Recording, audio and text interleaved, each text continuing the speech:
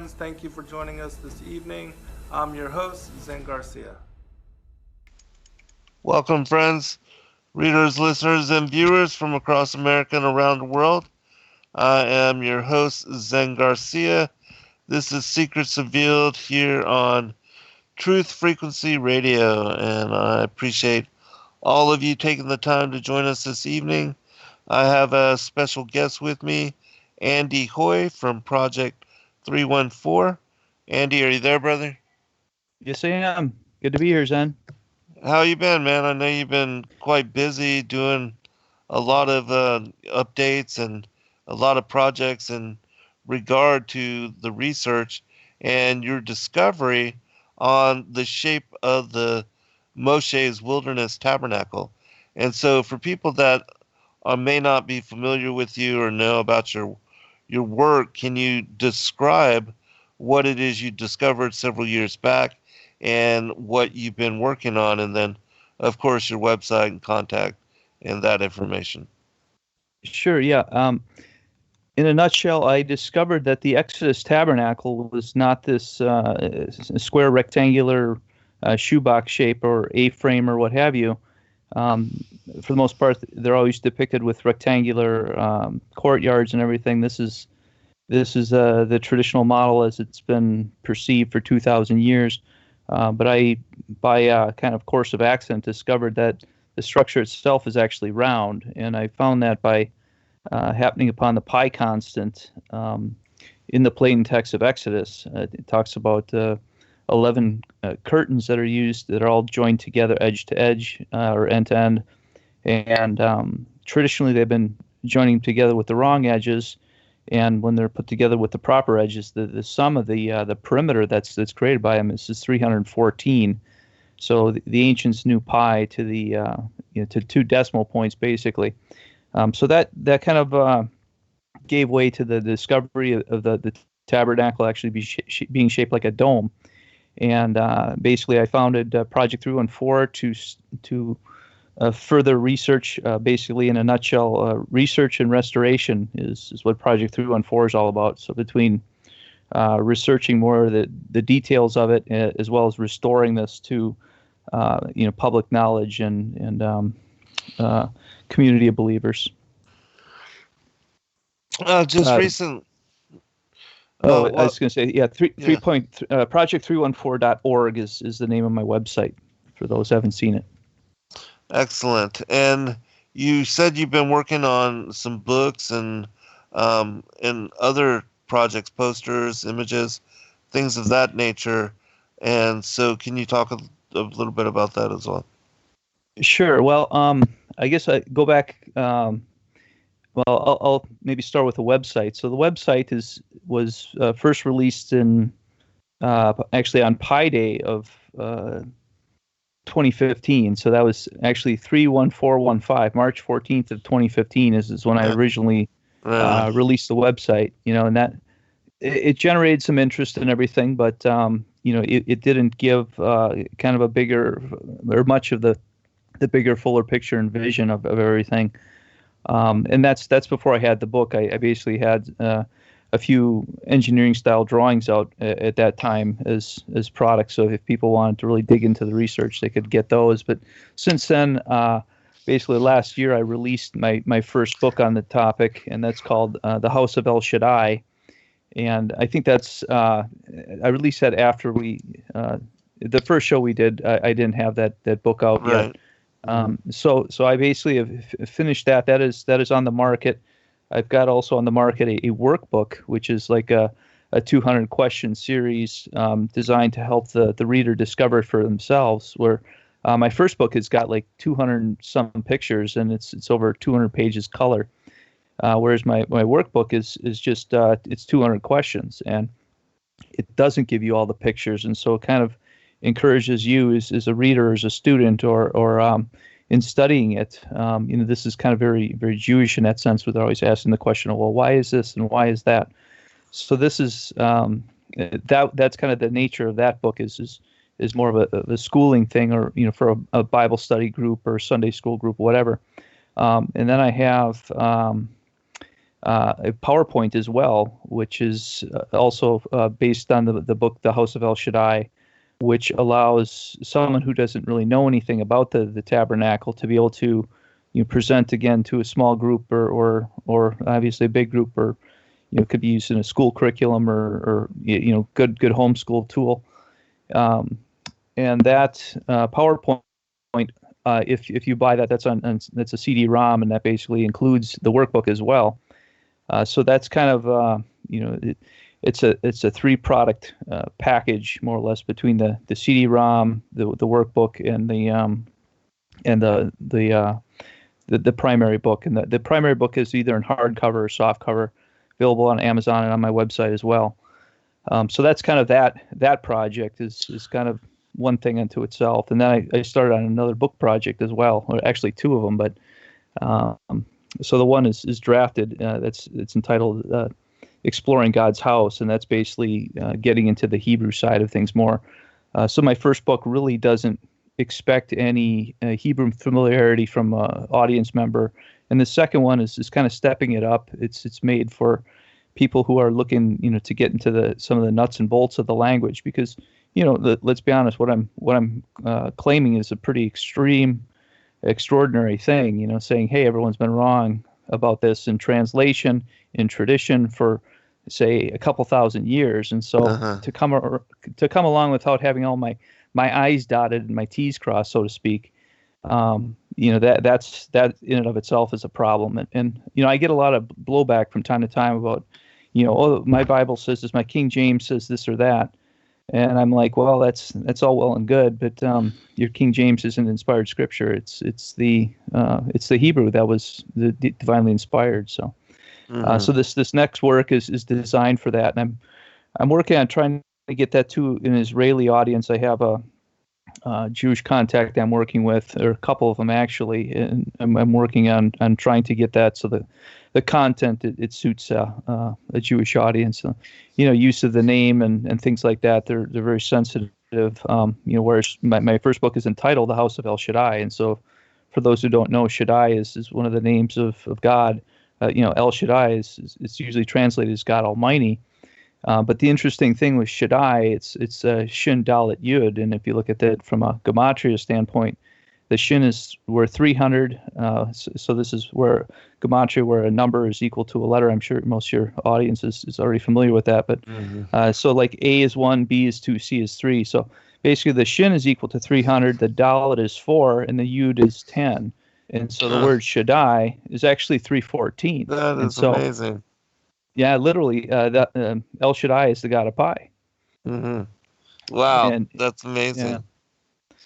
Yeah, and so Jews actually put those, the mezuzah on their door with the Shin Dalet Yud. So this is something within Judaism. They're very familiar with Shaddai is a word, but this is something that, a lot of times they'll even put like G-D. They won't use the tetragrammaton. Right. And they'll go so far as to like say, G-D. And instead of saying Elohim, they'll say Elohim. So I'm trying to make something that kind of meets kind of expectations of a Jewish reader. But this interlinear version that I have right now is also, as it's written, it's good. It's more or less designed for an American reader, and more or less an American Hebrew roots type person, or people in seminary. So I've got that book on, that project is in one phase or another, I guess, as well.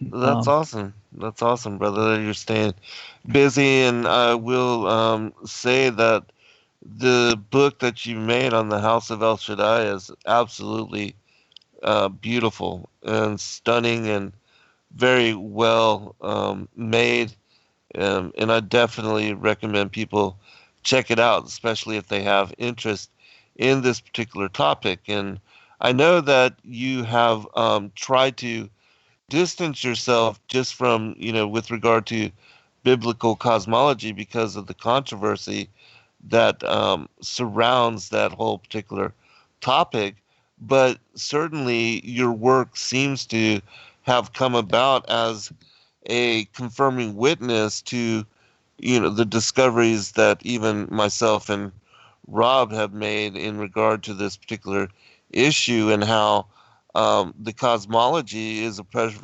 perfect representation of what you've discovered with regard to the shape of the tabernacle, and Moshe's the wilderness tabernacle being in the shape of a dome, which, the cosmology being covered over is in the shape of a tent, according to Isaiah, that the earth being the foundation, and then the heavens spread above like a curtain, that it represents in similarity what you have discovered.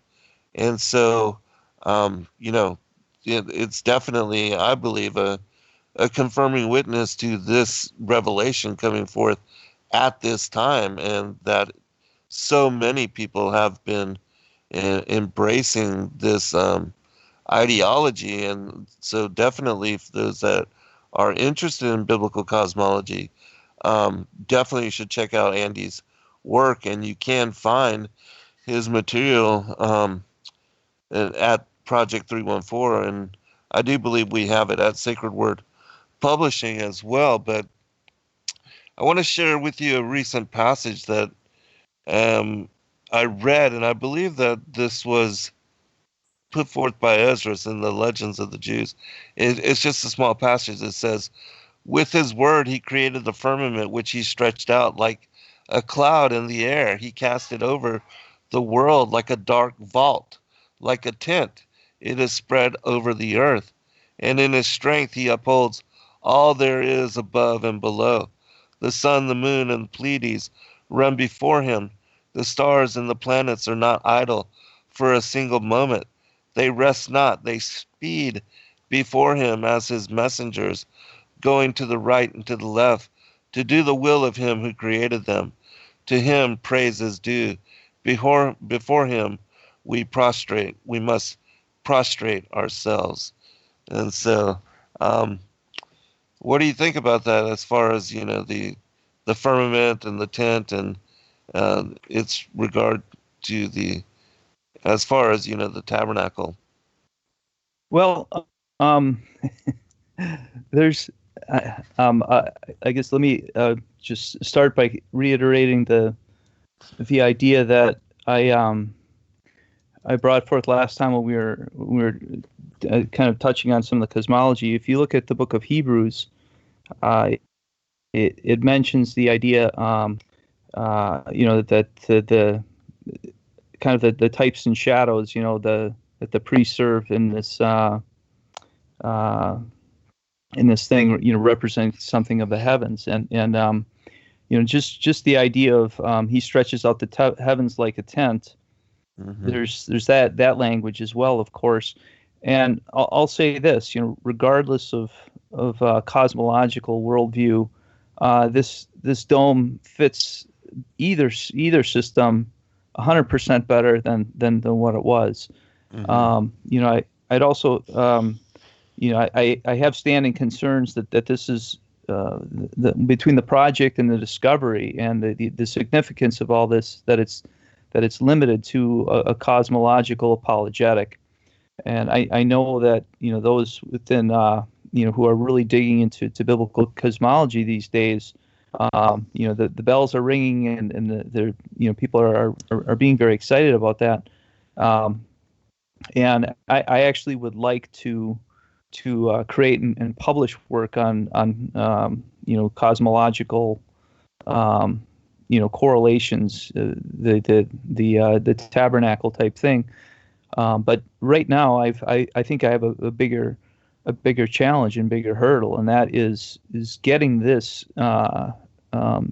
accepted in the world of Peshat. Right. When I say Peshat, it's the plain text, and mm-hmm. and this is what to me is so, I guess, what's the word for it? Between frustrating and I'm bewildered by the idea that 2015 is when I had launched the website. So I'm literally it's a 5-year anniversary time right now for the project. If I can scarcely believe that if I think about it. It's like, where did all the 5 years go? What have I been doing? Mm-hmm. And it's not so much what have I been doing, but what have people been doing as a result of this, when I say this discovery and everything, there have been very few who've really said, a combination of A, this is interesting, and B, this is important. And the fact that people don't recognize the importance of this, I think is so detrimental to the religious community, and to limit this in the context of cosmology is also kind of equally concerning. You were talking about some of the other book projects. Well, I started writing a book on so I was just as I've got this series of the House of El Shaddai, and the House of El Shaddai is designed to help wean people off of the shoebox model. I mean, you've seen, I've got a lot of graphics in there. I'm saying this is what they are representing and distorting, and I'm saying no, this hardware is going here and it's shaped like that and it functions like this according to Exodus Hebrew. I do that time and time again. And here's the problem with the whole knowledge base of the religious community. If they don't understand the Peshat, how are they going to understand typology? People look at Christology, or there's another. It was I forget the other word for it, epistemology or something like that. But anyway, they've been basically comparing Messiah to a shoebox for centuries. And I'm sorry, but the box correlation simply does not work. It doesn't work in a lot of levels. Now, if you look at the idea that man is created in the image of God, and you've also got who's the architect of the tabernacle? The guy's name is Bezalel. Well, Bezalel is Hebrew for onion. Bezalel is literally God's onion. And so this is God's onion. This is like an onion. It's cropping up out of the ground. And not only that, like an onion, it's translucent in a sense, in that, this is all about light and letting, light into the center, as opposed to making this big closet of darkness in a coffin. This is about light and life, not death and darkness. So the other way it's presented in the shoebox is death and darkness. So not only you have all these themes, but the body thing. There's all this human anatomy that's in this structure, and this is something else that people don't scarcely understand. And why don't they understand it? Well, because they don't understand the Peshat. They don't understand the simple. They don't understand the literal, because they just figure, well, these details don't matter.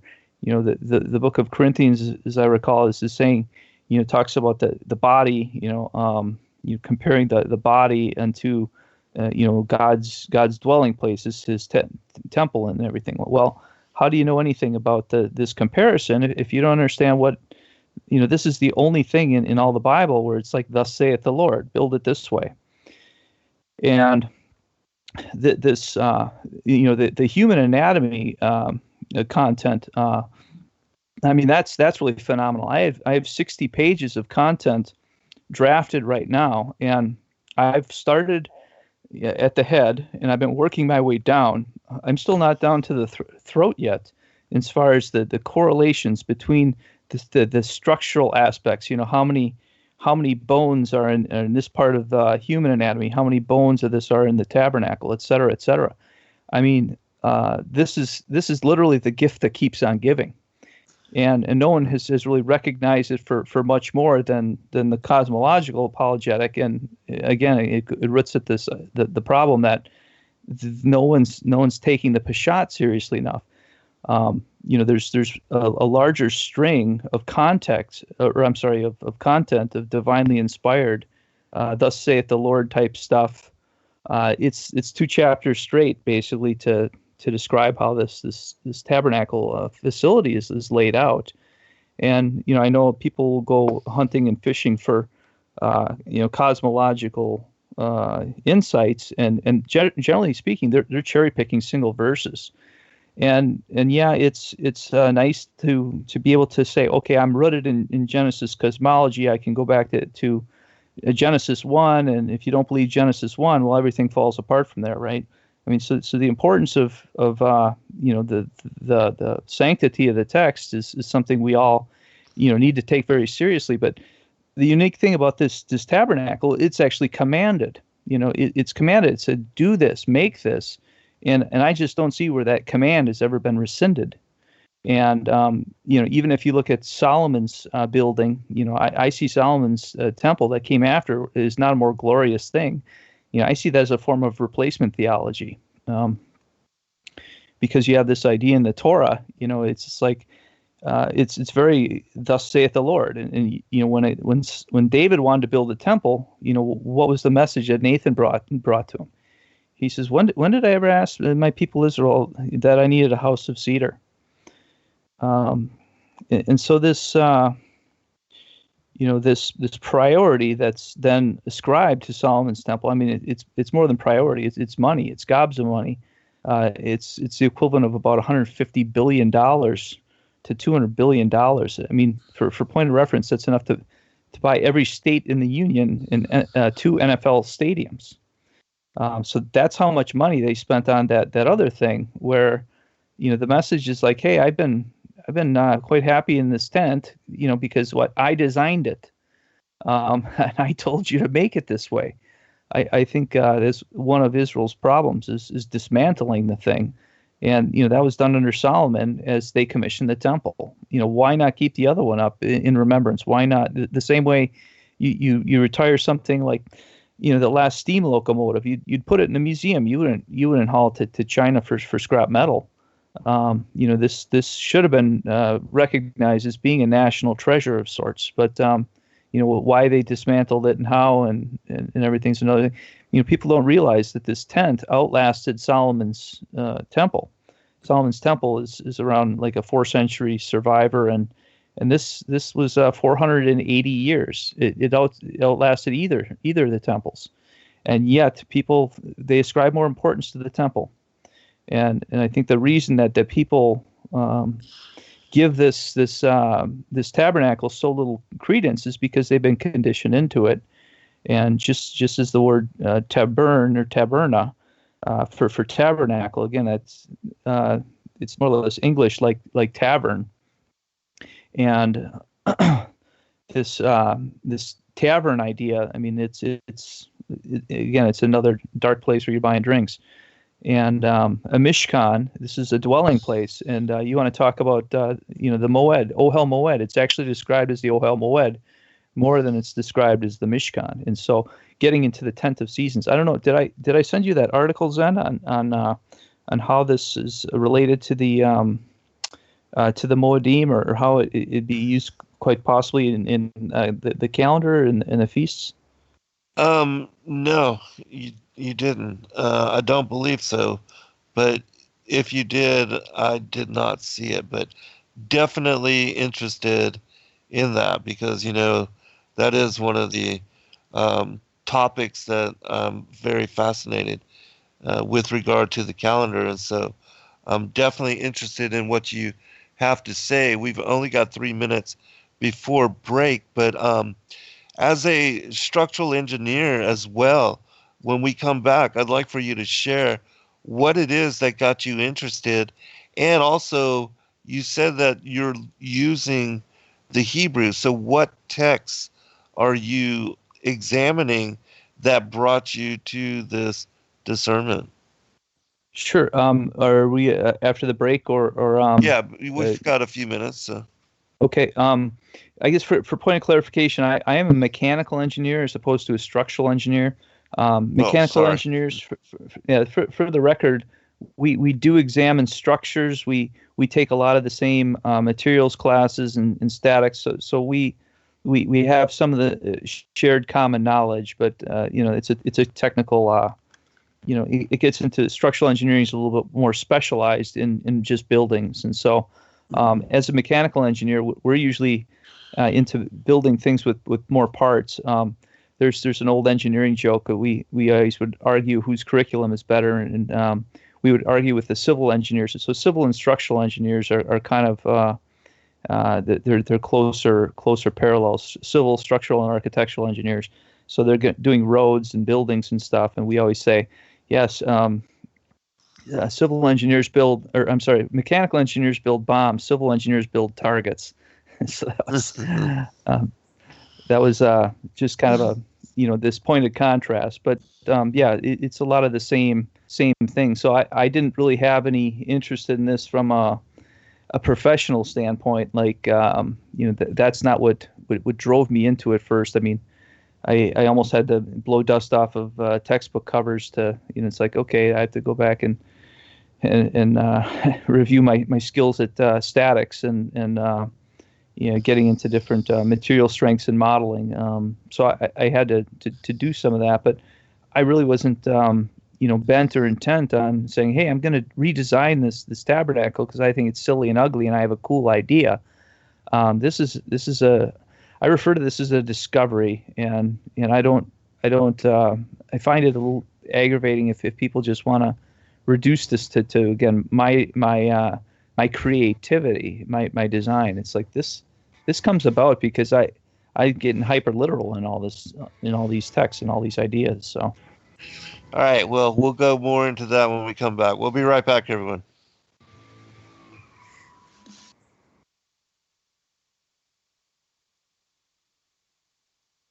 Discover the extraordinary. Every day, questions arise. Are the stories in the Bible true? What if I told you that there are hundreds of confirming witnesses, which give intricate detail to the stories in the Bible? Have you ever found yourself deep in the rabbit hole with questions that no one seemed to have the answers to? Join us every other Friday at 9 p.m. Eastern Time for our Ask Me Anything series with author and researcher Zen Garcia, as he sheds light on the mysteries which have us all searching together.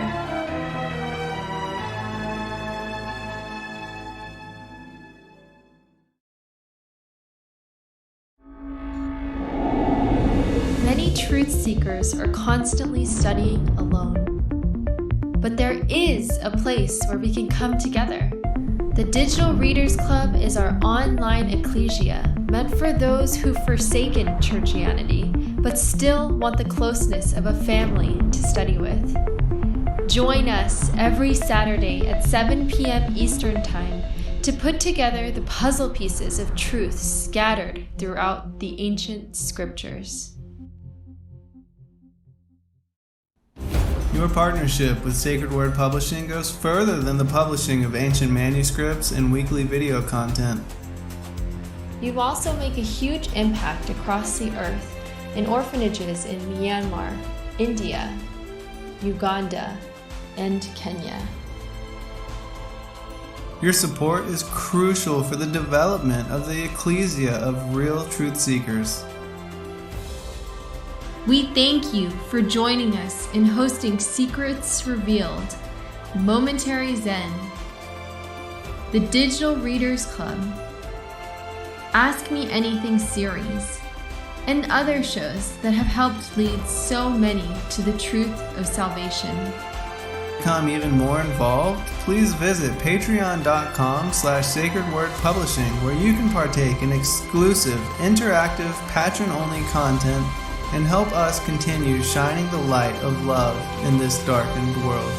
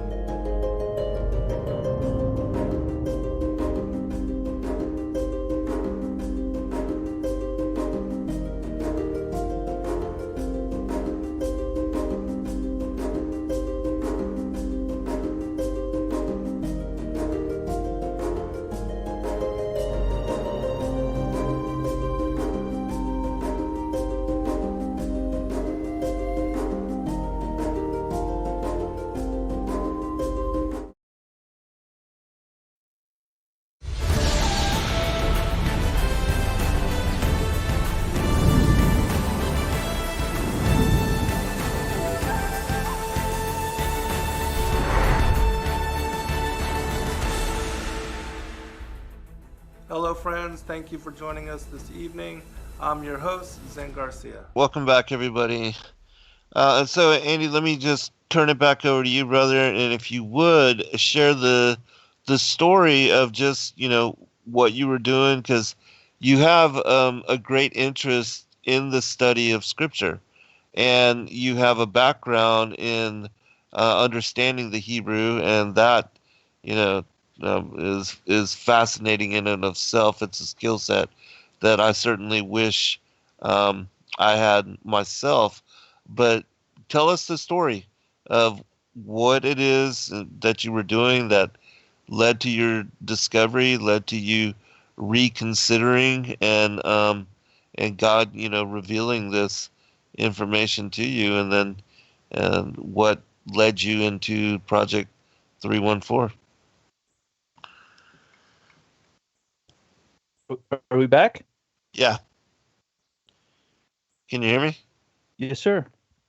All right. And you heard what I said, right?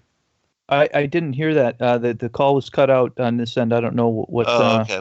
I was just saying that why don't you, now that we're back, why don't you share the story of, because you are a biblical scholar and you also have, you're very proficient in the language. And so tell us how it is and, that the Most High led you in discovery of this information, and what led you to the whole project of 314.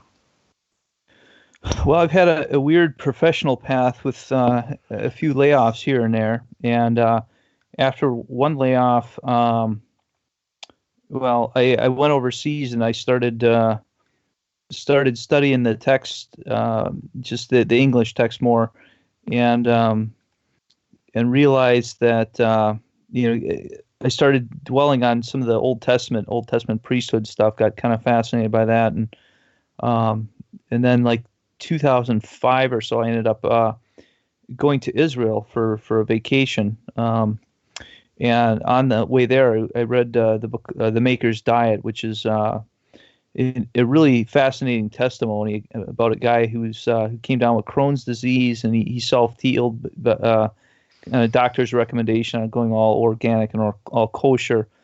And at the same time, I'm like, well, it's a nice testimony, but the book doesn't deal with all these other, biblical, do this and don't do that, or you can do this.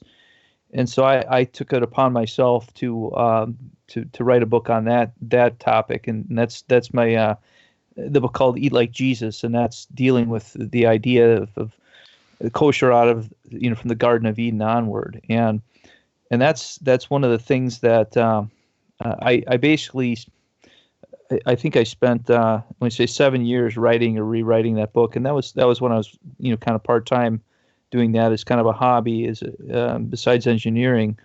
But then when I went to Israel, that was 2011 time frame, and in Israel, once I got more language under my belt, I started looking back at all the different stuffs, and I actually discovered that kosher goes all the way back to Genesis 1, and there's a lot of people who believe that Genesis 1, everyone's vegans and stuff like that, but it actually talks about how man is being given all these animals to eat, but all the animals are vegan. All the animals that he's given to eat are vegan, as opposed to the fact that the animals were only supposed to eat grass. That notion doesn't hold because, well, bats eat fruit, and so do gorillas, and other animals eat animals. So it's not like we've changed the nature of animals since then. So anyway, but going through that iteration, I'd been through that iteration enough times where I had to do enough rewrites, and I'm like, I've been betrayed by English translations in my writing project so many times that I'm like, okay, well, what's true, and what is this actually saying?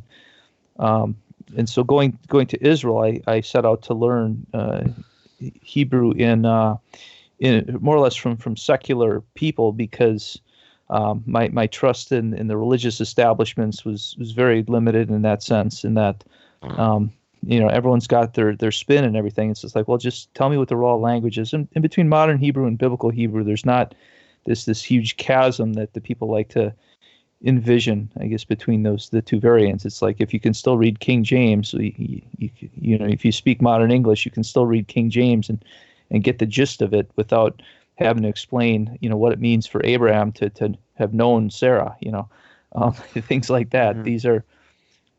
These are things that are, some of it's just really common sense, and some of the words do not change, and so those core verbs and roots and so forth. So that kind of got me primed into in a position where I could look at these texts with a lot more scrutiny.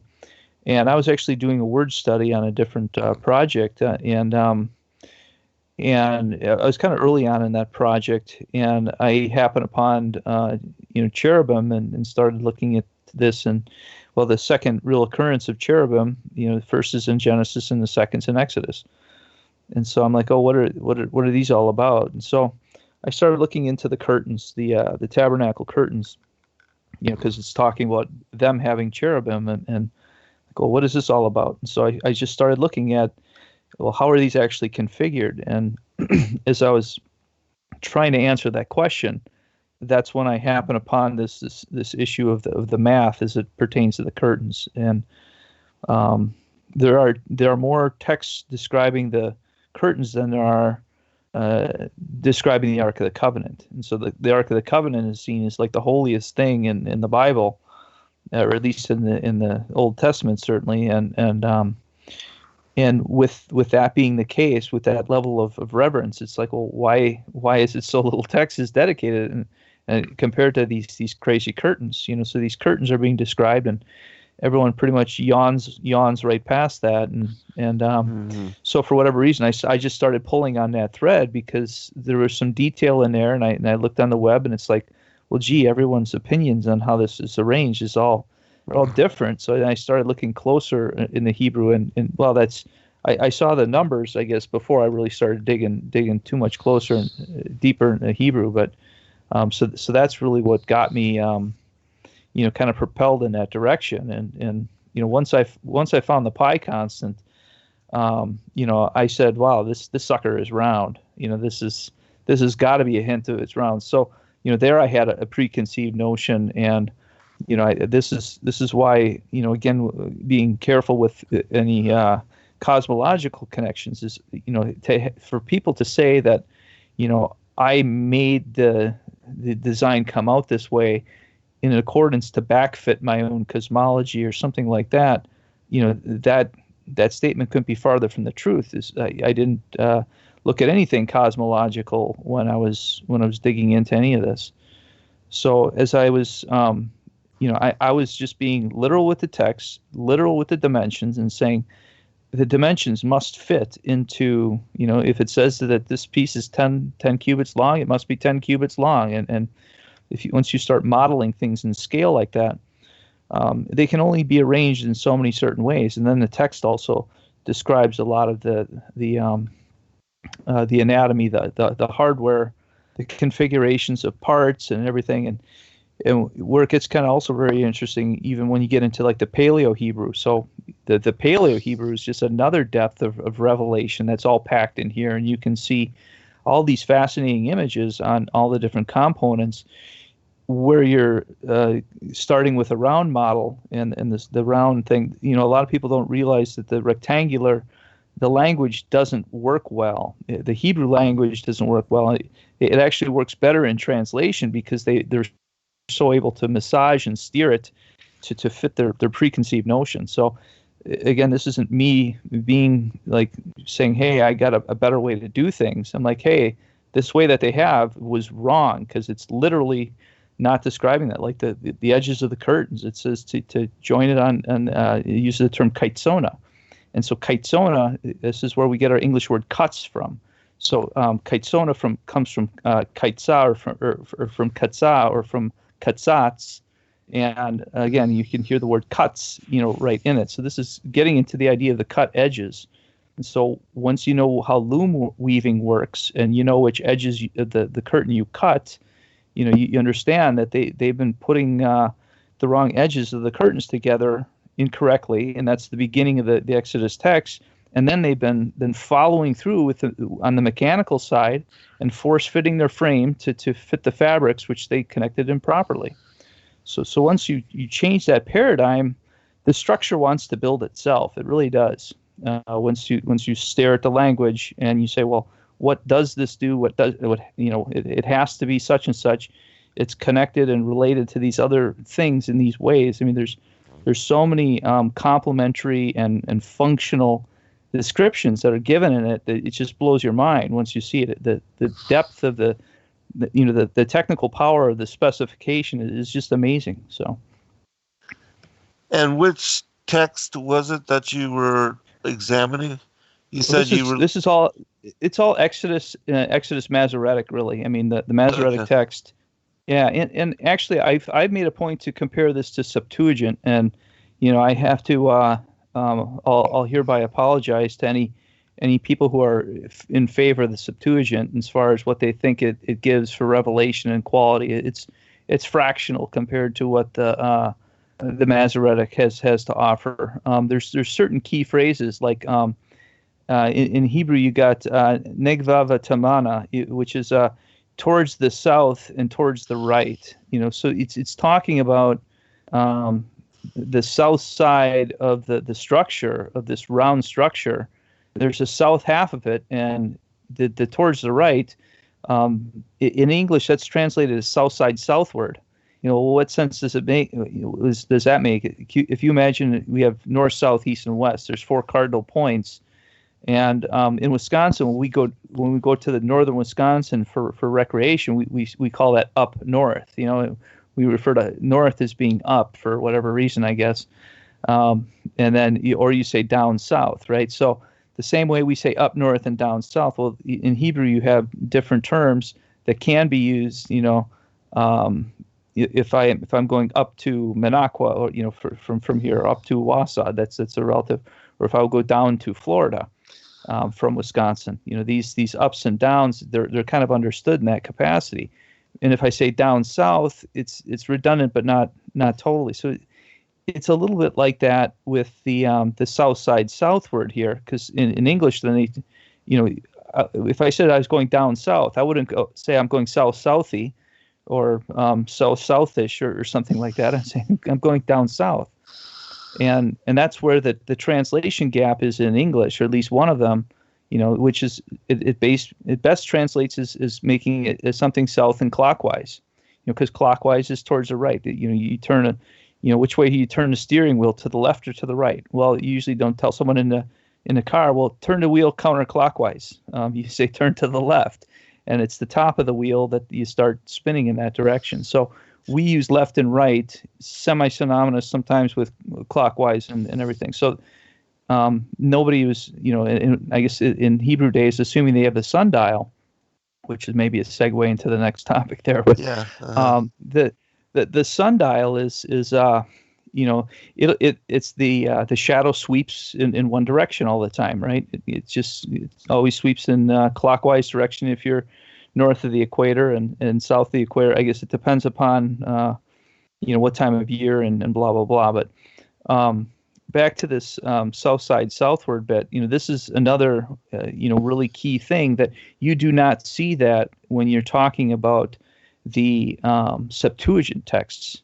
So that detail, that's one particular detail that's lost, and this is why I kind of snicker if someone tells me that the Septuagint is so much better and more accurate and everything. I think it's all just raw speculation and the anatomical terms too. Just once you understand the connections between human anatomy and different parts of the tabernacle, it just blows your mind. I mean, I have 16 pages written on comparing this to the human eye, and I'm actually looking for people who are interested in doing some of this more medical research. But again, they don't understand the Peshat, and part of the reason they don't understand the Peshat is they don't understand the importance of this revelation in the whole scheme of things. But this is just serious, thus saith the Lord type content, and it's not really revered as such. So it's interesting that you brought that up, because there's a a passage that I discovered when I was writing my book on the firmament and the vaulted dome of the earth, and it also associates the eye with the metaphor and the symbolism in similar manner. I'll share that passage when we come back from the next break. But you were talking about the calendar and how it is also associated with your discoveries, and so can you elaborate on that? Yeah, not too long into it. I mean, I have to go back to some of my critical research time, my pre-research time, my pre-staging time for this discovery. I was in central Wisconsin. I took a part-time job as a snowboard instructor, and one place where you took all the people who were on their the kind of a schooling break is you took them inside the yurt. They had a ski school yurt, which was all nice and toasty warm and hot chocolate and kind of smelling like stinky mittens and and this yurt is very they got almost all yurts have skylights, and so you can just see how the sun traverses over the floor, different times of day. It's a different place. And it dawned on me after I had discovered, that the Mishkan was much more like a yurt. It's like, holy cow, this skylight, this does the function of a sundial. And I frankly didn't even stop to think about it till a few years after the notion that, again, Mishkan is the Hebrew word for tabernacle, and to say it's a Hebrew word for tabernacle isn't really accurate, because now I'm trying to describe a holy Hebrew word to a broken English word that came from Latin. And going back into this idea of the Mishkan, Shekan is or Shekinah, so the Shekinah glory, as people like to say. So it's the idea of the dwelling, and so Mishkan is literally, it's from dwelling. Or you could even argue the womb of the dwelling, or with the mem being synonymous with the womb, and or water possibly. So if you look at this Mishkan word, so the Mishkan is the tabernacle is the Mishkan. It's only described as the Mishkan, and there's not, the temple is never described as the Mishkan, and no other structure seems to be referred to as the Mishkan. So this is a unique thing in the Torah. And what I realized is that I didn't realize this till a couple of years ago, that I think until I wrote the article, it's like I knew that it was also called the tent of meeting. Okay, but what is a tent of meeting? Well, a tent of meeting is the Ohel Moed, and so Ohel in Hebrew is tent, and Moed is more or less the Moedim, the seasons, the appointed times, the feasts. And traditionally, people are all, they get jacked up on trying to figure out the calendar dates and calendar discussion, and rightly so, because if these are holy times and holy convocations, we're supposed to keep them, then, well, by all means, we should call them important. But there's also the idea of a place, and the tabernacle was the Ohel Moed, and really before Israel was told to do feasts in the wilderness, the priority was just to make the tabernacle. And so if you look at the Exodus, let my people go story. So let's start with there. The first time where Moses says, let my people go so that they may have a festival to me in the wilderness. The first let my people go mandate is given in conjunction with the plans of the feasts. And so the feast, Chag is one of the terms used for feast, or which comes from Chagag, and Chagag is basically, and the Hebrew word chug, is built on that same root too, and it having to do with the idea of a circuit or to revolve, and so people, the idea of the Hebrew word for let's party is it's built on the it's a mirotze lach gog, who wants to party is is a way of saying, connecting that party, that chug, or that the chag is with that. So you have the idea of the chet in Hebrew is kind of like our letter H, or like the letter Hey, but it's got a closed off top, and it used to represent the tent wall. And the gimel, it represents one of two things typically, is either a camel, as in something, walking with legs, or like it looks a little bit like a little guy, walking with legs.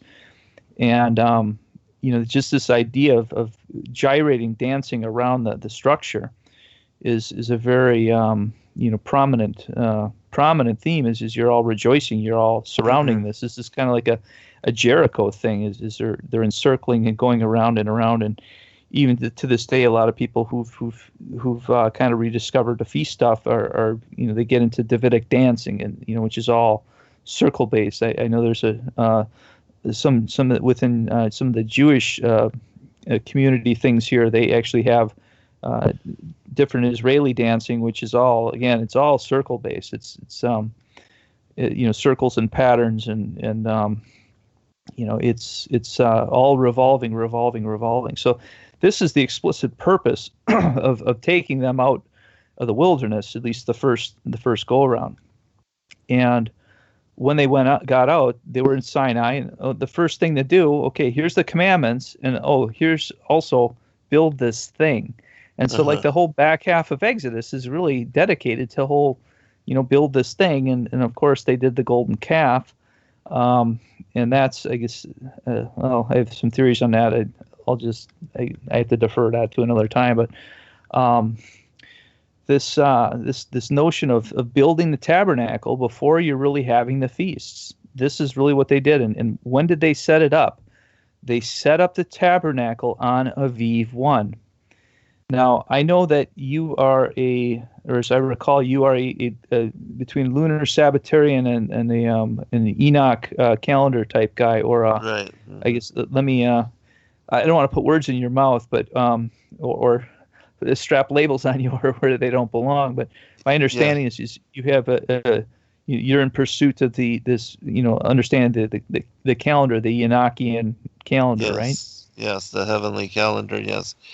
And how you have to use both the sun and the moon and the planets and the zodiac to establish what Enoch describes for the motions of the luminaries, and the greater clockwork system of the heavenly calendar that God established. And so So one thing that people don't understand about the courtyard is particular. Everyone's, if you got the thing round, I'm sorry, if you got it rectangular, I'm sorry, it's not really good for anything. But once you realize that that's a round thing, and again, this is where our 314 dimension, that the courtyard surrounding the tabernacle is 314 cubits long. So that's associated with a 100 cubic diameter and a 50 cubit radius. So if you figure, twice for times 2 roughly for 2 feet per cubit, there's different cubit standards, 25.2, 21.6, 20.6, 18 inches is another popular, and down to 15, and so there's a number of ancient standards that you can cite. You can start arguing about the royal cubit, the sacred cubit, and there's a royal Egyptian, and so I'm sure you've seen the David Flynn works on the Temple at the Center of Time, and I tend to favor a 25-inch cubit, 25.2, and I think it's related to the 2520 as far as numerically, which is 360, which is a perfect circle, and times 7, and so that's times 7 is like it's speaking of like a Shemitah or something like that, a 7-year cycle. So 360 times 7, and there's some really interesting prophetic things that happen if you track time in a 360-day year. Case in point is like the temple, the first temple and the second temple. So the one of Solomon, and then the one that was destroyed in, the Herod upgrade in 70 AD, right? If you look at the time between those two temple destructions, 586 BC to 70, and you count that in years, you're not going to get anything special. But if you realize that happened on the 9th of Av in 586 and the 9th of Av in 70, you realize that it happened 666 years apart. Okay? Oh, wow. So, all right, hold on, brother. Hold on. We'll be right back for second hour, everyone. Every day, questions arise. Are the stories in the Bible true? What if I told you that there are hundreds of confirming witnesses, which give intricate detail to the stories in the Bible? Have you ever found yourself deep in the rabbit hole with questions that no one seemed to have the answers to? Join us every other Friday at 9 p.m. Eastern Time for our Ask Me Anything series with author and researcher Zen Garcia, as he sheds light on the mysteries which have us all searching together.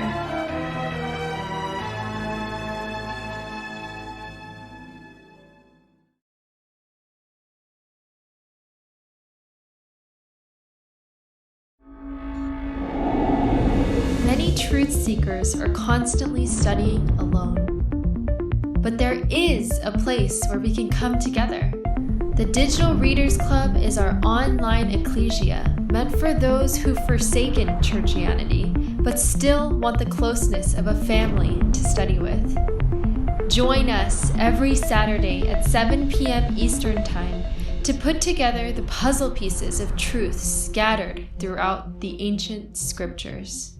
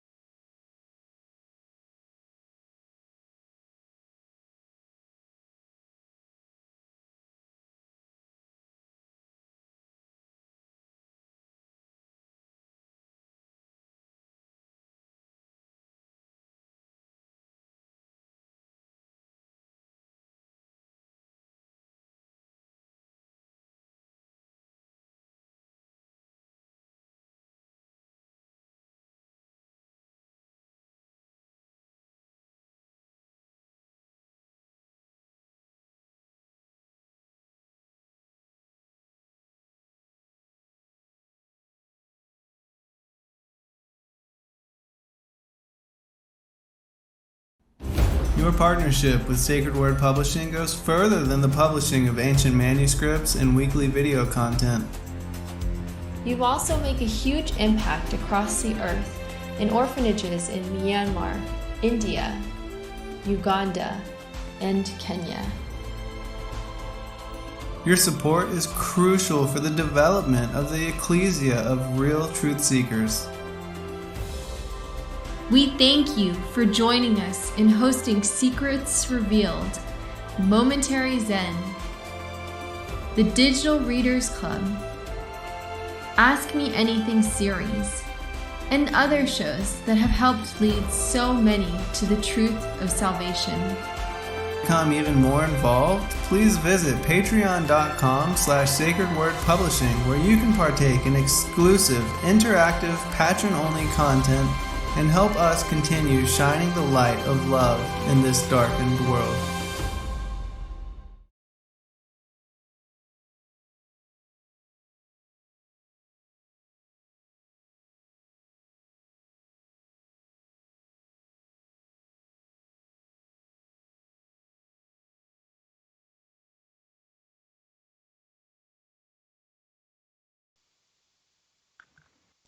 Also, the world resembles the ball of his eye.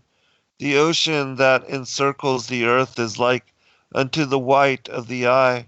The dry land is the iris, Jerusalem the pupil, and the temple the image mirrored in the pupil of the eye. One final thing with regard, you had mentioned how that Jericho, that they were circling around. And it's interesting that in the book of Jasher, it describes that it was on the second month of Kadesh, which is actually today. How interesting that tonight is Rosh Kadesh for the month of Iyar. And it says in this passage, and it was in the second month on the first day of the month that Yahuwah said to Joshua, Rise up, behold, I have given Jericho into thy hand, with all the people thereof, and all your fighting men shall go round the city once each day. Thus shall ye do for 6 days. And on the seventh day they went around the city 7 times, and the priests blew upon the trumpets. And so, how fascinating that today is the anniversary of the fall of Jericho. That's very interesting. Yeah, very. All right, but let me turn it back over to you, brother, and continue with the calendar and whatever else you would like to bring forth in associating. My mind started tracking your the reading that you started doing. I lost track of where I was before the break, but I don't know if you recall. You helped me out, but well, you were just talking about as far as the roundness, and then the establishment of the structure, and then you were talking about what was it exactly? Maybe the curtain. Getting into the curtain arrangements is the outer, outer courtyard. Yes, and how it was built circular for the dancing and the feasting. And, yeah. Okay, there we go. Yeah, and so with that, that speaks also to purpose as well as description. The idea of hug, and actually the English word hug. If you think about the English word hug, what are you doing? You're wrapping your arms around someone. Yes. Well, not of course if you're social distancing, if you believe in that sort of thing. But, yeah, right. not everyone believes in that the same. Mm-hmm. So anyway, this idea of encircling. So the idea of a circle and a circuit. They share obviously in the English world. Getting into the etymology, there's overlap there, but this idea of the circle and the circuit, as it pertains to this structure. So now, if you got 314 cubit measurement around it, and it goes 100 across, you have the issue of orientation. You have the issue of Aviv 1. So it's interesting that Aviv is the only month in the only biblical month in the Torah that is listed by name. And I would go so far as to say that's not the name of the month. And it wasn't intended to be the name of a month necessarily. And I say that based on the following, that you have the idea of Aviv is related to the Hebrew Saviv, and Saviv is basically spelled Samek, Bet, Yod, Bet, Bet, what have you. So you have Aviv, and so the Aviv, you're replacing that Samek, which is a circle, with an Aleph. Now an Aleph that's like the letter A in the English alphabet, and so you have this Aviv. So it's spelt, with the same, 2 of the letters being the same, and it's those the double bets. A bet is representing a house, or more specifically a tent, and more specifically a tent floor plan. the old tents. And so those old tents had one open side to them. And when you have two, between the Aviv and the Saviv, you have the two bets, that are joined together with I guess with a yud, with a hand, basically. And so you understand that you have these two half houses being put together. Well, let's talk about this from the standpoint of calendar time, right? So if half of the year, and the Hebrew word for year is shana, and so shana is actually referring to two. It's from getting into shana, is shin. The idea of shin is having to do with the teeth, and teeth there's always two. Try chewing your food with one tooth sometime. Even so here two and teeth, is a those are cousin ideas. So the shin and shana, it has also is related into the idea of changes. And so people will gripe a lot about the Jews referring to the time in the fall is Rosh Hashanah, and Rosh is head, and Hashanah is head of the year. And so they gripe and they say, oh, it's not the head of the year.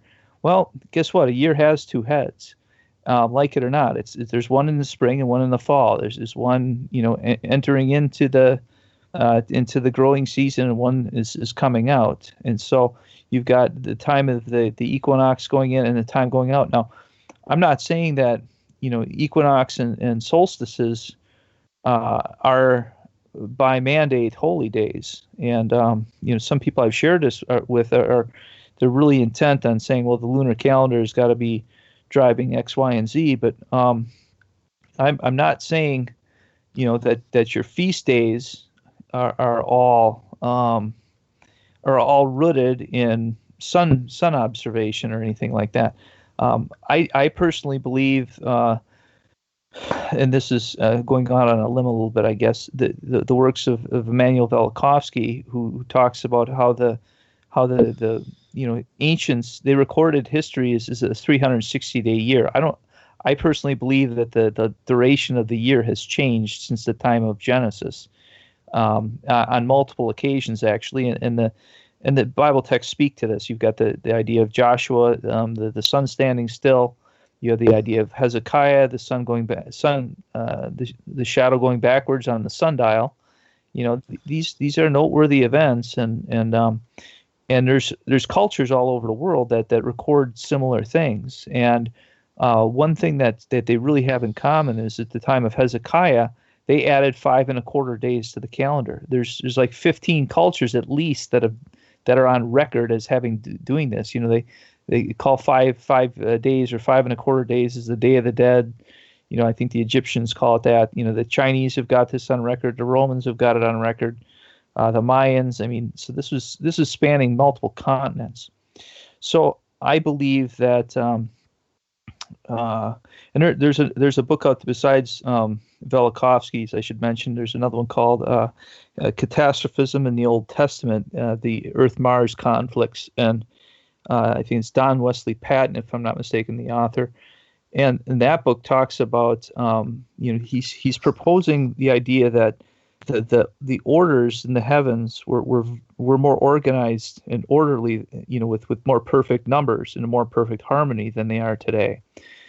Now, I tend to not discuss calendar. I tend to not try to argue modern day calendar specifics without at least establishing these principles going backwards. And if you go to Genesis, it talks about how there's 5 months and 150 days. It's speaking of those as synonymous. And you have the book of Daniel, times and a half a time. The idea of 3.5 years and the 1,260 days and the 42 months. Okay, so something in the math doesn't line up if you're going to start doing day counts here. And I think this is, and the 666 example, I'm not saying that 2,000 years ago that the calendar was at 360 at that period. I think that period of 360s expired at the time of Hezekiah, which was like 700 BC. So the over the course of history, I think that the heavens, the appointed times have been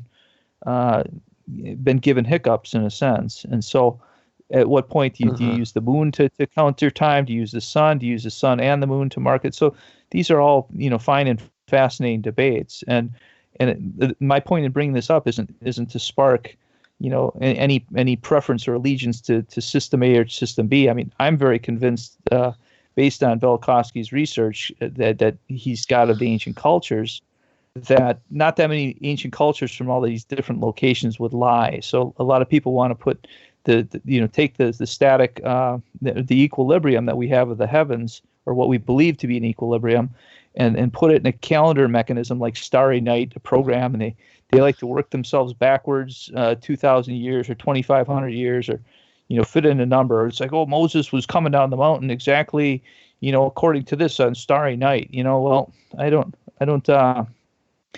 hold that as historically accurate, because Starry Night is a program that doesn't include the upset, the hiccup from Hezekiah's sundial. It doesn't include the same thing with Joshua's long day. So I'm very I'm convinced that the history, the heavens, they were not in perfect equilibrium. And so understanding that then, and then Aviv being the first month, and Aviv, I'm convinced that we are on 30-day months and 360-day years back at the time of the Torah, when this was all given. And at that time, when they were coming out of Egypt, I also think during Egypt they experienced another one of these upsets, because they had 3 days of darkness. It talks about in Exodus, and then there's other cultures too that have recorded upsets to sunrise and sunset times and stuff like that. They're pretty weird testimonies, but so when that day is being given, this is Velikovsky theorizing here. I'm kind of regurgitating as I recall it. It's been a while since I read it, but he's saying that when the first of Aviv was declared, it was for the point of clarification, saying this will be the first day of the first month for you, and that was while they were in Egypt, and at that same time, I think it is at that same time, Velikovsky makes mention of how the Chinese emperor had sent people all over to the edges of his kingdom to start tracking the heavens again, because there'd been some sort of upset. Okay, so to me, these things, when you start seeing all these things that testify to the same concept. Anyway, supposing that's true, and we have Aviv, and the idea, everyone will agree that Aviv is around the equinox, and so I believe that the moon at that point in time was in sync with the solar cycle in a more mathematically perfect way. So it was 30 to 360, 30-day lunar cycle, 360-day solar cycle. That's what I believe it was. Now I know there's a lot of people within the Enoch calendar movements, or the Essenes and whatnot. They put forth the 364-day, which better corresponds with what we have at present.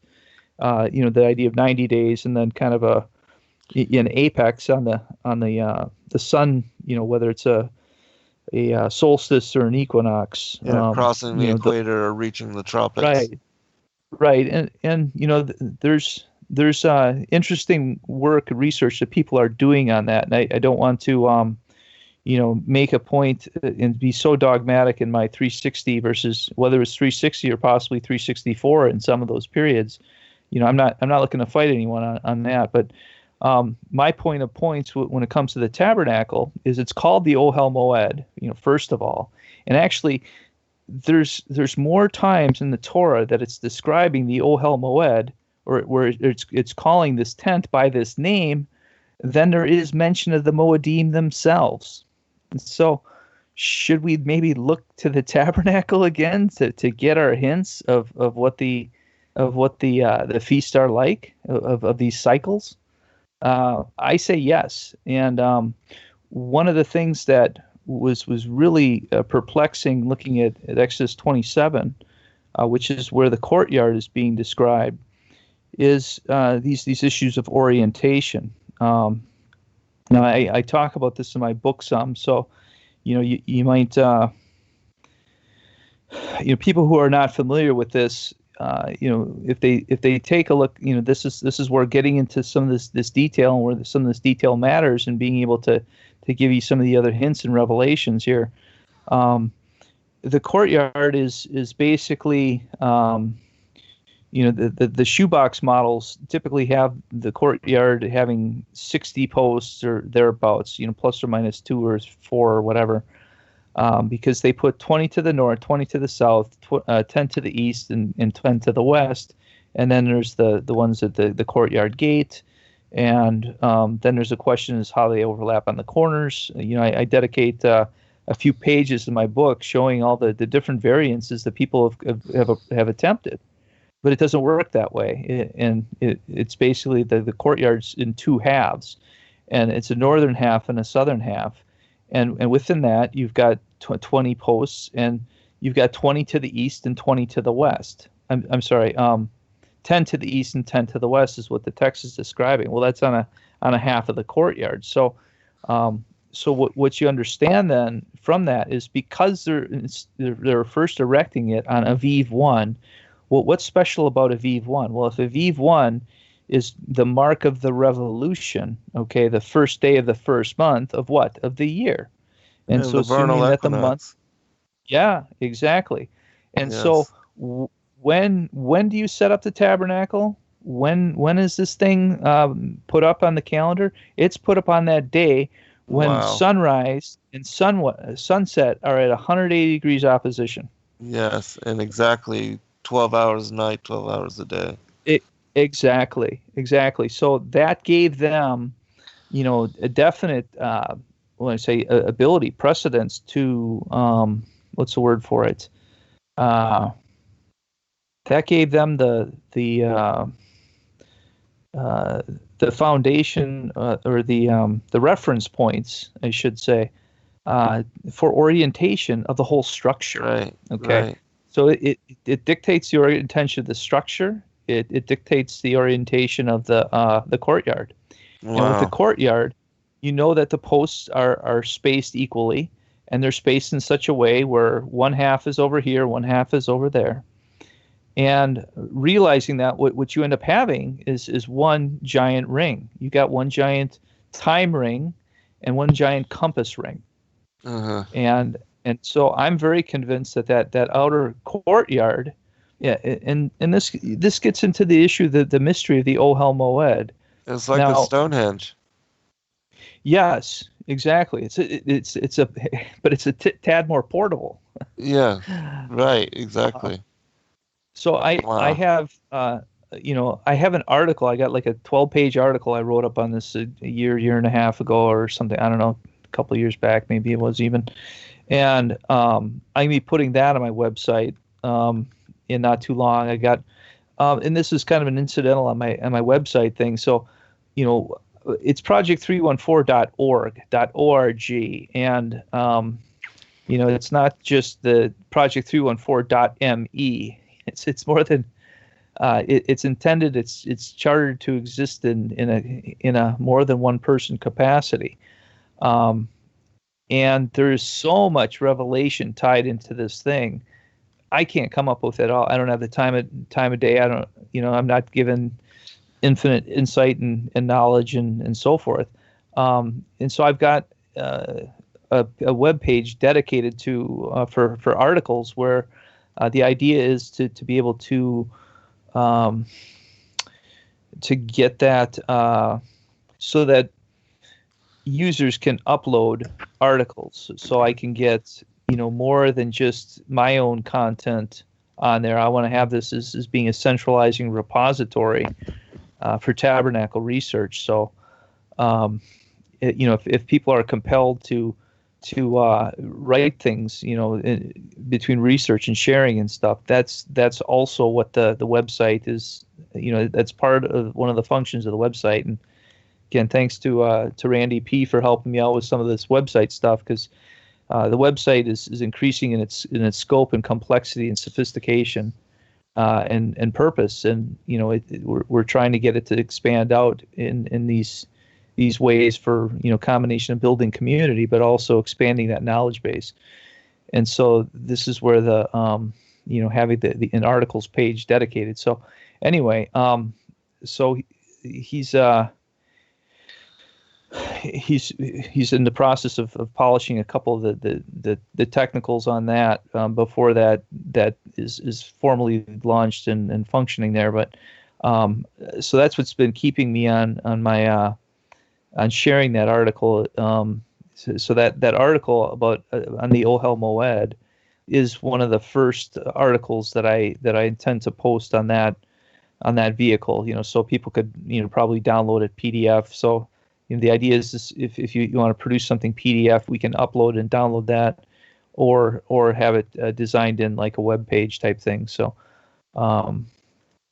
yeah, that's the calendar side of this is it's a very untapped and underexplored aspect that people just haven't they haven't put two and two together. They haven't ventured to imagine in that context. Part of it's because people are looking at all these fragments all over the place, rather than the whole "Thus saith the Lord," do it this way, do this, and I that's why I think that building models.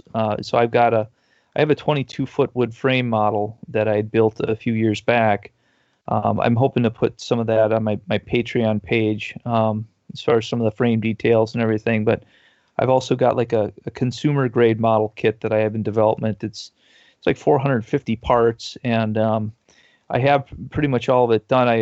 I'm working on getting documentation together for it, and then but it's intended so that it's a very practical, hands-on thing. Take you a few hours to build, and sit down, and as long as you got kids who aren't putting the parts in their mouth, they're probably old enough to help. So that's kind of the target intent of that, and the homeschooling side of that, that potential is almost limitless as well. I mean, Betzalel, he's a crafter and all these different things, and up until now, up until recent, we've never had anything real engineering in the Bible, and so this is tech, this is antiquitech, and these are principles that you have to learn today if you're building things as well. I mean, some of this stuff is timeless. The use of fabrics and leathers and metals and woods. I mean, we're still using the same materials as they were back then. We treat them and refine them a little differently, but hey, everything's made out of something. And yeah, it's a great learning project in these things. So. Well, I want to bring up one point before we get to the next break, and this is fascinating, and I'm kind of mind blown right now because I've been talking to my friend Troy Smith, who's at creationcalendar.com, and I had sent him some passages on the intercalation, which is in the Perkti Rabbi Eleazar, and it speaks about how the calendar, the 354-day lunar calendar intercalates with the 364-day solar calendar. And he had sent me back some information, and he speculated on exactly what you just told me, that he believed that the moon had in ancient times also synced up with a exact 360-day year. Exactly the way that you just mentioned to me. And this is, I'm sitting here kind of mind blown because this is the first time I've heard of this. And yet here within a couple days, I've got 2 confirming witnesses on this as possibility. And so I'm requesting to anybody that is out there that is listening and that has more information on the possibilities of there having been at some time in the past a synced up 360-day lunar and solar year, which, that's exactly what he was talking about. He said that the moon had a pattern of 30 days for each month in the way that the sun moves through the six gates of heaven. Of course, this is minus the equinoxes and the solstices. But that, however, and I can't say exactly how or what he was alluding to, but I did request that he send me information to, confirm his speculation.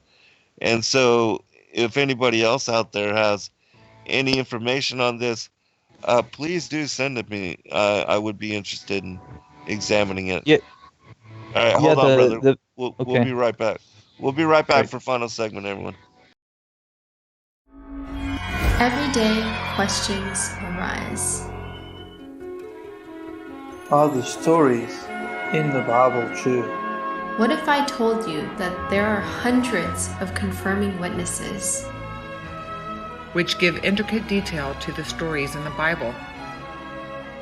Have you ever found yourself deep in the rabbit hole with questions that no one seemed to have the answers to? Join us every other Friday at 9 p.m. Eastern Time for our Ask Me Anything series with author and researcher Zen Garcia, as he sheds light on the mysteries which have us all searching together.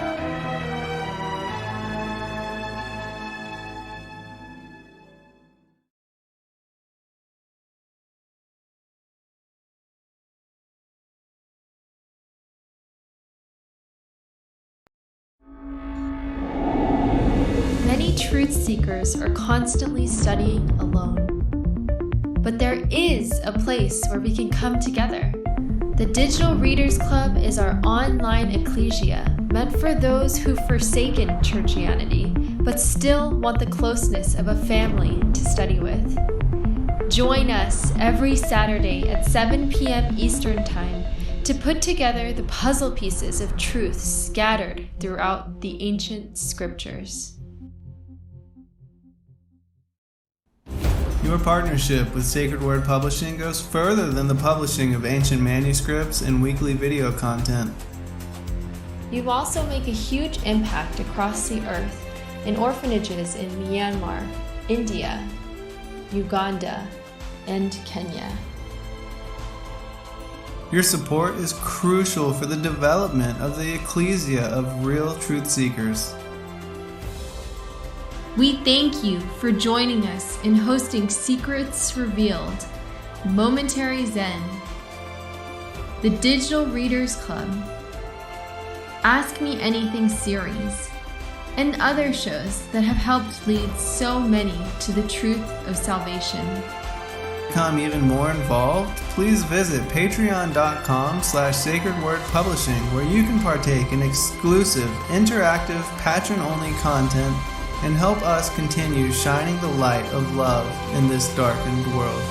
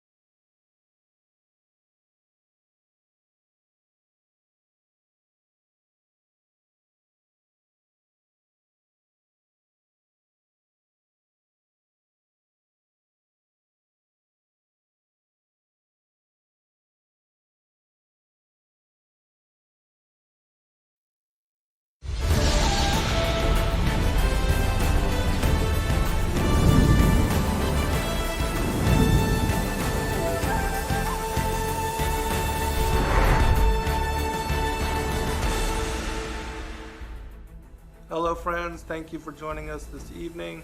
I'm your host, Zen Garcia.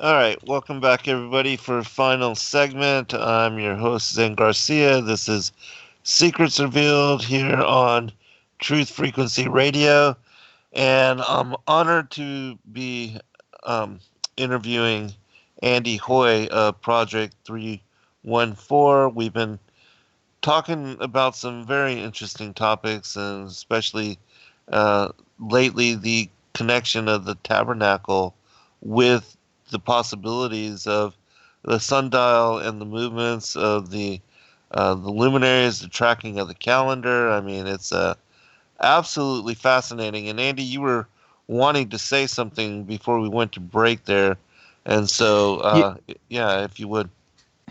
Yeah, just kind of a couple of closing remarks on the calendar. The book Manuel Velikovsky, Worlds in Collision. He's like the source that has brought a lot of this to light. He's writing about this back in the 50s. He was a friend with Albert Einstein. The man had he was like at least quadlingual, and he was basically reconstructing history in his spare time as a hobby, and he was a Russian Jew who ended up moving to Germany and left around World War II, came to the U.S. and he started pulling on the thread of Joshua's long day and looking at how the meteors were coming down, and he was wondering if any other culture had witnessed that in that region, the Middle East, and from there he basically shows how a lot of these catastrophes that are in the Tanakh were witnessed in other places of the world at the same time. And so he's using some of these as a timeline to synchronize secular history with biblical history, which is it's just a fascinating thing, as well as some of their I was trying to think of the name of the Mayan, the Vedas, the Mayan, the Popol was it Popol Vuh or whatever? Yeah, the Popol Vuh.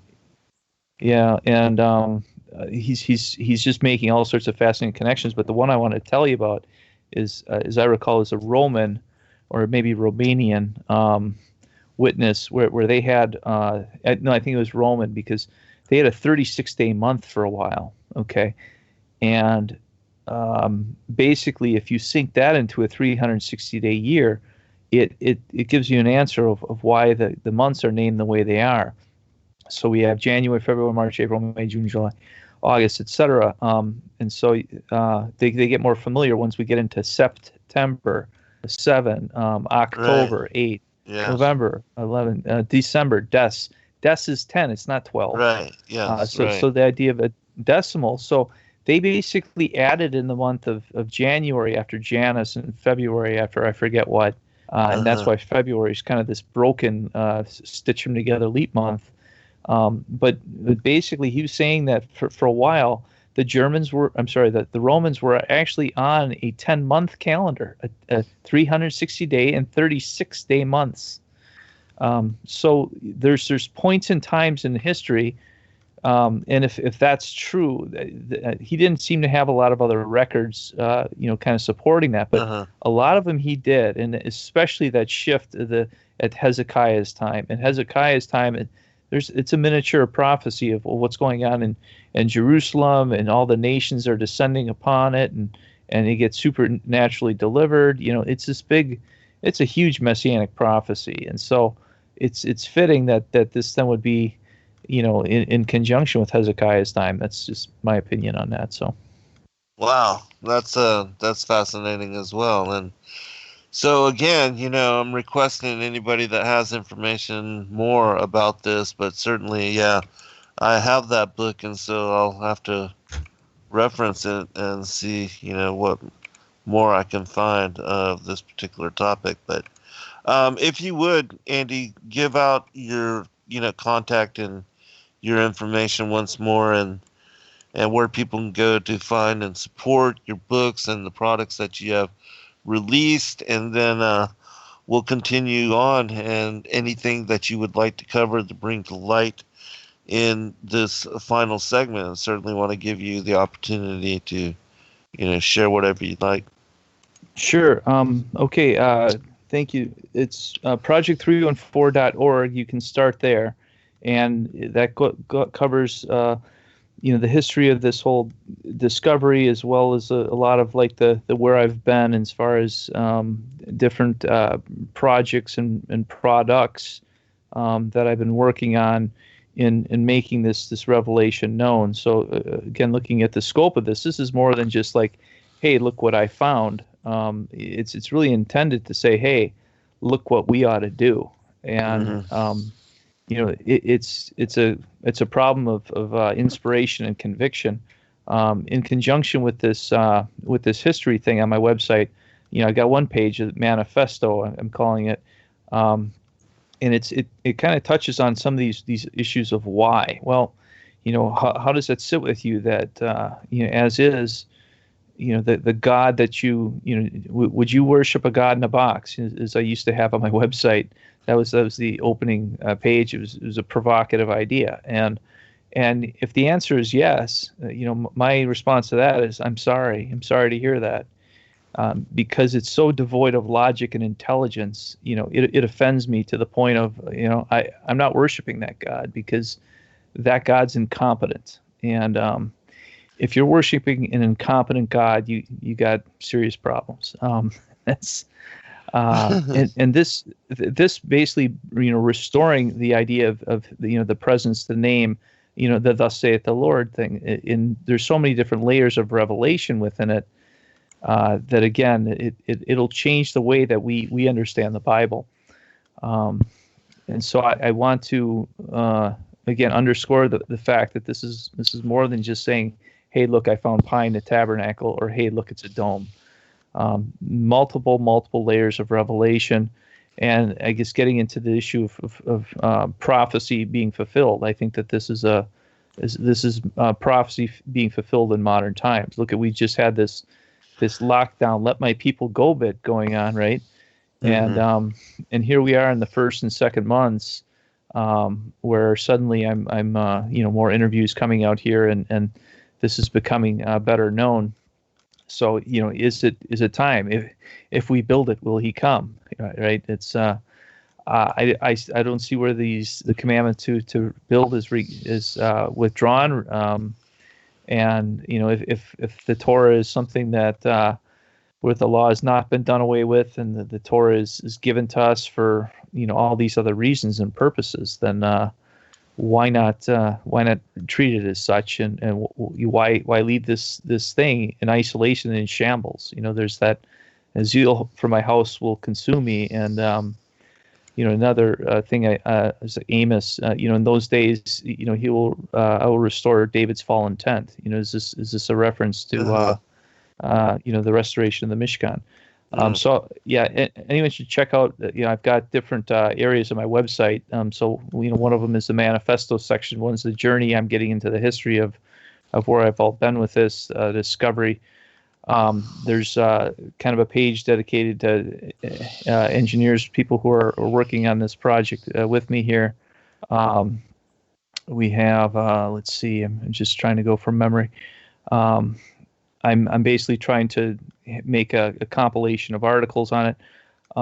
I've got kind of get involved stuff for people who are interested in volunteering on this.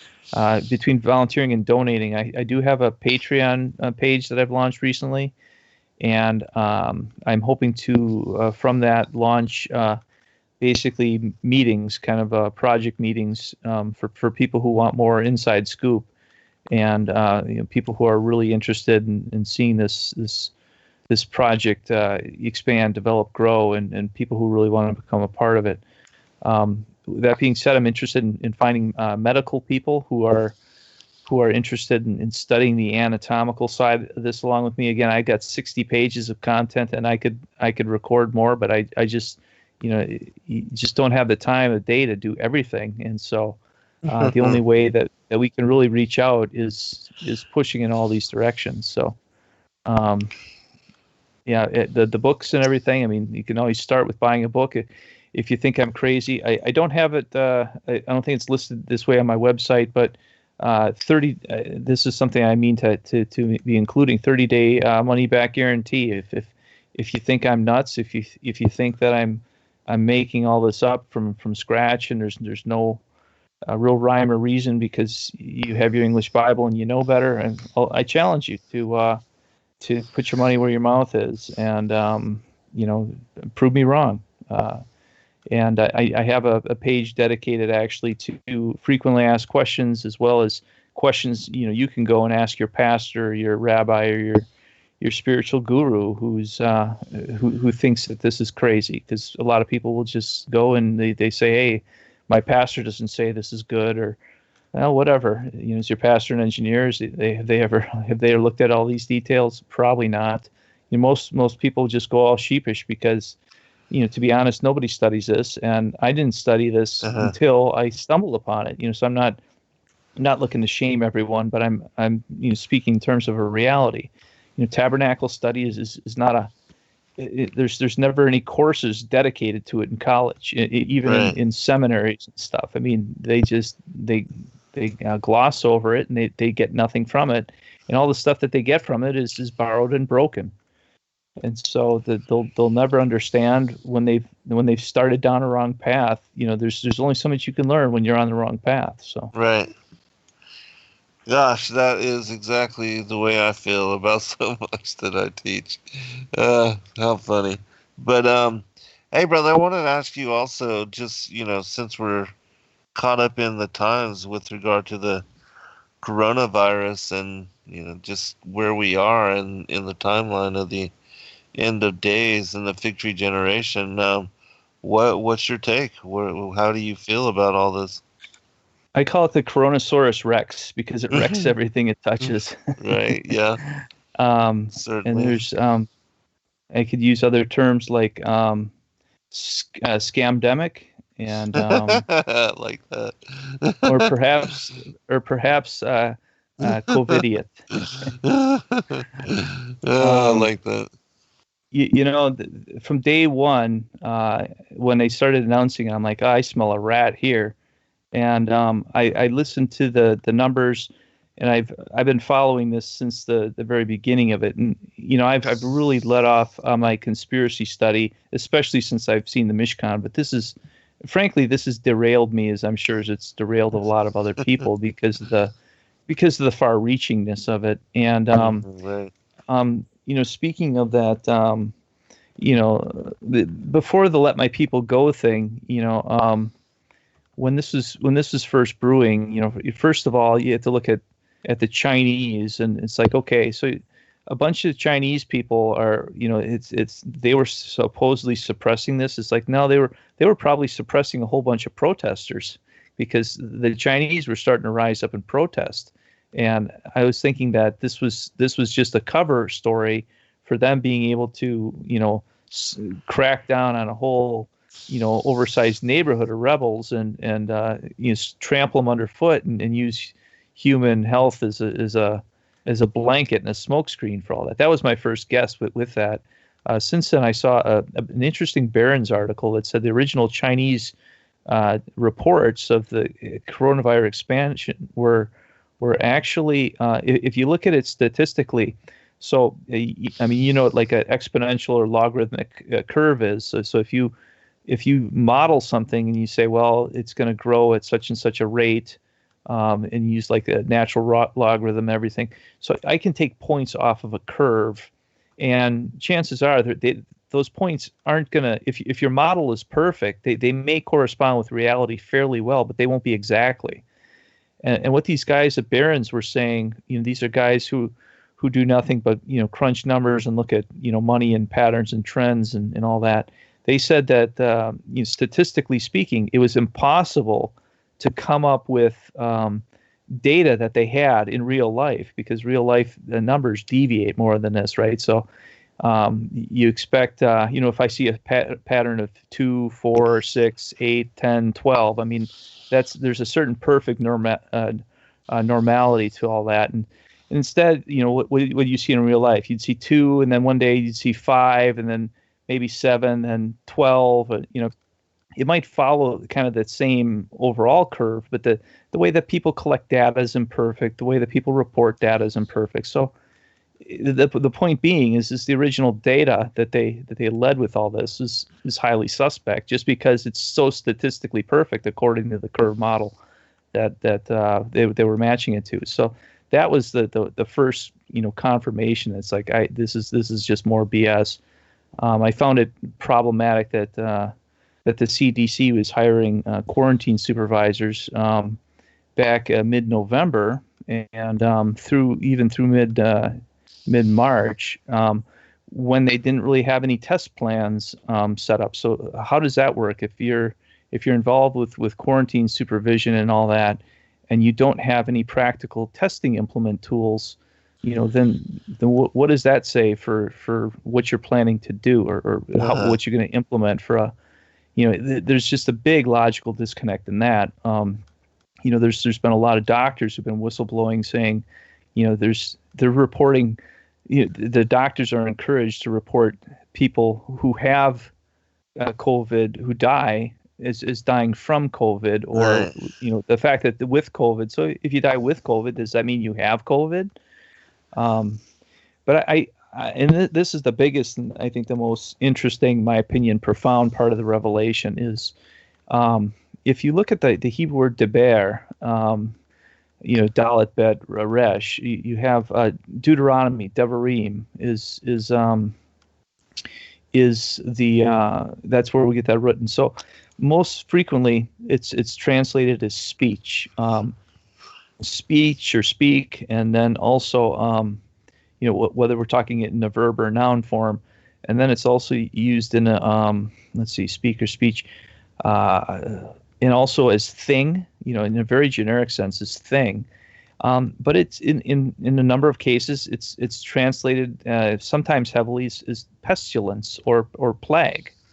Okay, but you start looking at this and you say, all right, if they're saying that they're ascribing special meaning according to Nakud, I don't agree with the Nakud's importance in Revelation. And with that, I definitely have concerns about how the Strong's dictionaries, the lexicons are all parsed in this way, right? So the point of points here is, anytime where you read the word plague or pestilence, it can be just as just referring to a thing or a word. And so if we have this as part of the divine words, like the blessings and curses at the back end of Deuteronomy, if you do this, then these things will come upon you. And one of them is basically fear. If you don't obey the Torah, you're going to be running when no one's chasing you. This is one of the things that this is one of the curses of disobedience is that just being gripped by fear. And so that's exactly what the nation is. They're gripped. They're afraid of words because it's not actual data and it's not actual danger. There's doctors. Thankfully, finally, more doctors are coming out and saying, hey, you don't quarantine healthy people, you quarantine sick people. I'm amazed it's taken them 2 months to buck the system and to challenge, Fauci and the CDC and the WHO, who've overestimated the lethality and the contagious capabilities of this by a factor of 10 and 20. That to me is very, very disturbing. That makes me very mad. And if you look at what they did with such pretense and without data, it's like, okay, where's the data that you have that says that this is so much more dangerous than prior flus? The COVID virus, it's shown in the AMA dictionary in the 80s is like, hey, this is the common cold. And so we've got this strain of the common cold or even the flu it's so much more deadly than the other flus, and it still hasn't got the numbers. So even with trying to cheat the numbers, they still can't muster up anything that holds. And so, when people want to do social distancing and all that, it's just, to me, it's amazing. But it's really with the pattern to let my people go. Look at Netanyahu, basically told everyone to lock up. So was that a divine task or was that a Pharaoh-esque task? I'm uncertain on. The jury's still out in my mind on that. But it's interesting that Trump, on the last day of Passover this year, he said, that's when he said, okay, we're going to start reopening things. So that was kind of the a little bit of a pronouncement at the end of lockdown. I've also seen someone else, I don't know where they were putting this, but 40 days is kind of a period of testing. And we're coming up on day 40 is not too long where most of this is going to lift. Well, in Wisconsin, Tony Evers, this is my state. He's looking to push this out to the 26th of May. And I think these are all violations of the Constitution. So, the right to travel, the right to worship, the right to gather, the right to assemble, free speech, and all these things are being challenged. And I think that it's a matter of responsibility to stand in opposition of that which is contrary to the Constitution, contrary to the Torah. These people are taking oaths to uphold the Constitution, and then they're not. So there's legal basis for recall, etc. So I'm very I haven't had a current event thing that's irked me as much as this one, because it's just so predicated on so many lies. I'm so disgusted by it, but. But it really get into the tabernacle. So is this a tabernacle, a pre-tabernacle? Let my people go bit. So it wasn't long after Pharaoh started locking down where the people were liberated and they built the tabernacle. So on one hand, I'm very encouraged by this time in history, but it's equally frustrating. So. Mm-hmm. Well, hey, brother, I appreciate you coming on to the show and for sharing your information with us, and I do hope that it spurns some interest out there and that people contact you and are willing to work with you to make this revelation more widespread, and that it becomes more commonplace than certainly what it is now, because it's again, share with people in the last few minutes why this is so relevant for their study. Well, I'll start with the kind of the most simple and straightforward, because he said so, right? Thus saith the Lord. If thus saith the Lord doesn't mean anything, then it doesn't, But if it does, then we should really reconsider. So, did he recant? Okay, so between Torah and kosher and all these other things that in the feast that people are starting to return to, are saying, well, we gotta go back to this thing. Why is it the tabernacle is altogether excluded? How does that fit into your theology? Because I just don't see where it's like, well, they tried it once and it didn't. Well, they took it down and then they changed some stuff, and so it's more replacement theology. So. And then there's a matter of restoring, his name and his character. This is so important in the context of religious reform. Again, do you want to be known as worshiping an incompetent God? Because that's really what you're conceding to when you're saying, well, that shoebox is that's the best that divine inspiration could muster up. That's pathetic. So there's all sorts of parallels to this in the natural world, and the body being one of the more powerful ones, I think, botany, but, there's just a lot of different sides. Prophecy, if people are interested in prophecy, this is, there are 144 pieces of silver that were fashioned to make this. What is that 144 in reference to? You just have so many different levels and layers. All of this has been hidden up until now. So, if the text is unimportant and all these events are unimportant, I guess it's the whole. Everyone does church. They put a lot of time and effort into that, or synagogues or whatever. But he never said to build those. This is the only thing he said to build. And why is it then? Are we so ho-hum about it? I mean, even if it's built for purposes of tourism and learning, that's where I'd like to go with this, is to take this so you can get a structure up, you can take it to feasts, you can take it to conferences, and people can learn in it and from it, and to make a bigger kit like that, now we're talking probably several $100,000 at the starting point, and to make a full size is if you're making a silver gold, that's 40 or 50 million. But hey, that's only a mega church. You have a lot of your your audience is maybe is left the conventional religion systems and everything, but it leaves everyone fragmented. So this has got the promise of restoring community, restoring revelation, getting people to to work together in ways more like what they did in ancient times. And again, this is the only "Thus saith the Lord" structure thing that was ever mandated to be built in all of biblical history, with the exception of Noah's Ark, where it says, "I'm not going to have a flood again." So, what do they got in Kentucky? They have a $100 million Ark exhibit for a boat that won't float and a flood that won't happen. So this is what the Christians have done this, but why is then this tabernacle unimportant? So in the scheme of it, I mean, this is a much more holy thing, in my opinion. So. All right, brother. God bless all. We appreciate you. Have a good night. Thanks for hosting.